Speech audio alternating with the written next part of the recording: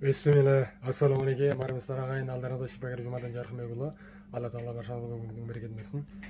Өздеріңізге таза табиғи шөп дәрілерден дайындалған бір рецепт таныстырғым келіп отыр. Бұл бізде ем қабылдап жатқан науқастың шөп дәрілерге тапсырысы ревматоидты артрит, яғни жел көксес буын қабыну ауруы, сол ауру деңгейге арналған таза табиғи шөп дәрілерден дайындалған рецепт. Бұл рецепттің құрамында шермен гүл шөбі, бұтпылдық шөп, қызыл шырма оқ, у қорғасын өңделген түрі, одан кейін өңделген қарабарқын шөбі,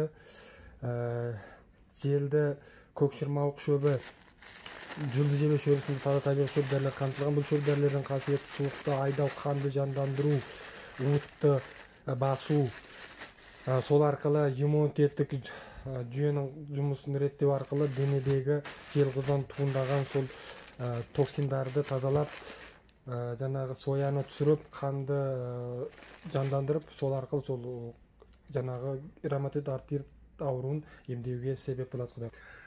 Ағайын, Алла тағала ем қабылдап жатқан барша науқас толық сипатында ауырмауыңызды ағайын.